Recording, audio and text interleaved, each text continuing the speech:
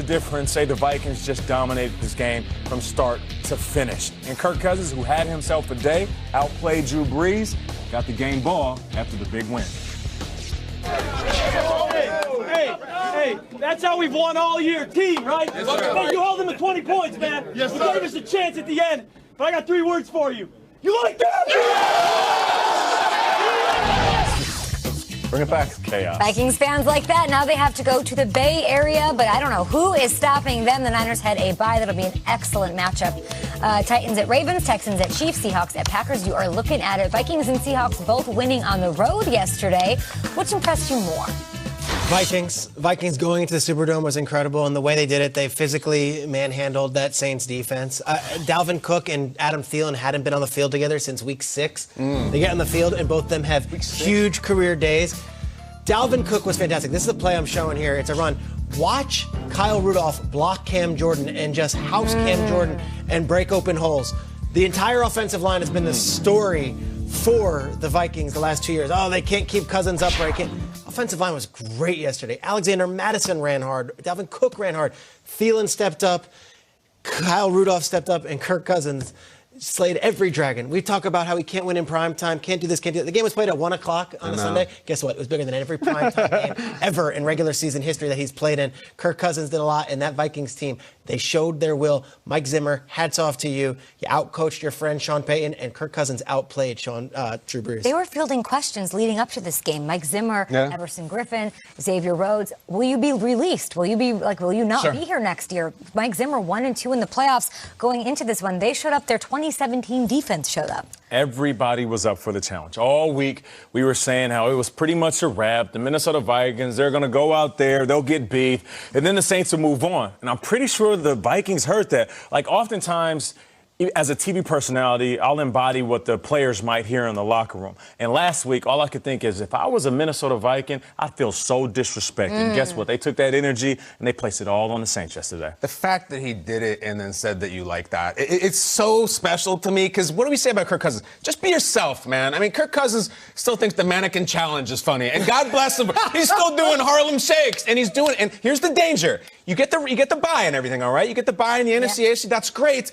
The danger is you get a team just coming off a crazy win that has all the momentum, and it's don't think they can't go in there and flip the table again. They can. Because they think they can. That's what I'm saying, and I like that. I just didn't know that Lizzo was singing about Kirk Cousins when she was talking about there being a new man on the Minnesota Vikings. Kirk Cousins, new man on the Minnesota Vikings. Like, I didn't know that's what she was singing about. Oh, man, that's crazy. I didn't know that either. 2020 set for the first time since 2008. It will not feature Tom Brady or Drew Brees. In over a decade, guys. We heard Tom Brady addressing his retirement at the podium after his loss. How about Brees addressing questions about his?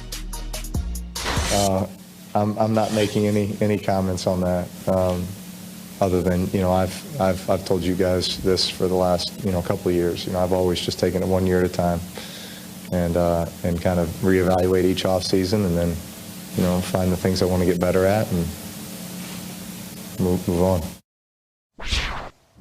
Let's talk about where the Saints go from here. Of course, all credit to the Vikings. We've been talking about them, their performance all morning long. Drew Brees, he's 40, turning 41 in a couple of weeks, 3 heartbreaking losses in a row. What does this mean for Drew Brees and for the Saints moving forward? It's hard to imagine he would consider retirement. He's coming off one of the best seasons of his career. I felt some pain behind those words. You can tell he was trying to hold something back. You got to think about it, man. You had the perfect squad. It seemed like for majority of the year, these guys had the juice. Best receiver in the game. Alvin Kamara, who didn't have Mark Ingram this year, we all were expecting to be the league's leading rusher. Drew Brees, after taking that brief hiatus because of the thumb, came back cooking.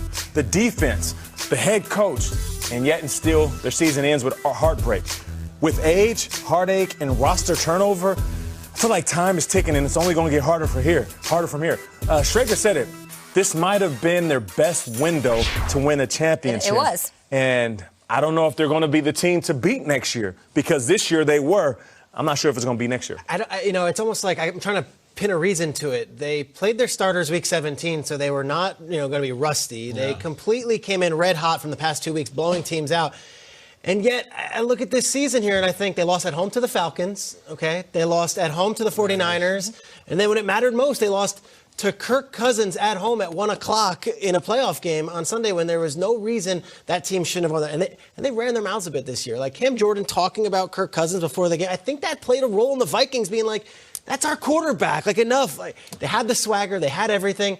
Yeah. They fell up short. If I'm Drew Brees, it's like, was that the team? Like, I almost feel like that was the. I kind of come out like, how are we ever going to have a better team than this? I feel like, like in the giving tree at the end when it's the stump, it's like I have nothing left to give. I look at Sean Payton and like, what is his next challenge here? There's sort of a like, my watch has ended here. Like, would it shock anybody if he decided I'm going to leave or I'm going to go to Dallas or something? Like, how am I possibly going to get a better roster and rally this team again, healthy, talented, home, loaded? Wild card round loss to Kirk Cousins, like, I don't know how you come back. And they'll have to figure it out with Teddy Bridgewater. Yeah. They've got a couple of pieces. I mean, they paid Cam Jordan a lot of money. They also paid Michael. 17 points. Who cares? Russell Wilson on the Seahawks divisional round opponents. Ooh. You know this. Russ played a little college football in the state of Wisconsin. He'll be returning there this weekend to take on number 12. Well, I didn't pay attention to anything before the game or anything like that. I didn't want to know.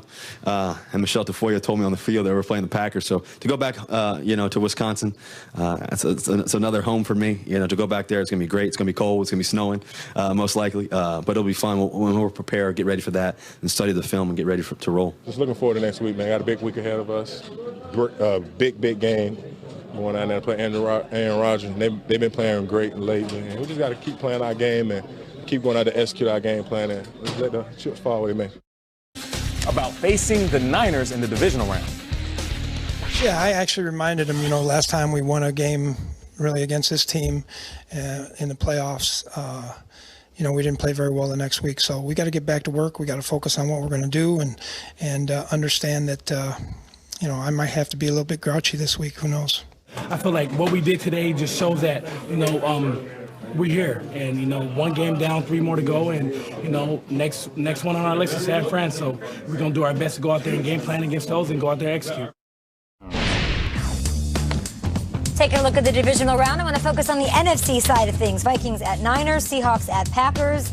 Those matchups will be crazy. That last one on Sunday on Fox. I mean, this is a game. Russell Wilson 4-3 in his career against Aaron Rodgers. The last 3 between them have been one-possession games. Both teams winning ugly. So that's the one I'm looking forward to. Yeah, there's Yankees, Red Sox. There's Canadians, Maple Leafs. Ohio State, Michigan. And there's Nate Burleson and me going over and over again with Aaron Rodgers or Russell Wilson. Who would you rather? I feel like there's a line right here. And this is true. Here we go again. Seahawks, Packers, playoffs. It is like it's meant to be in the stars. There was a million things that had to happen for it to happen.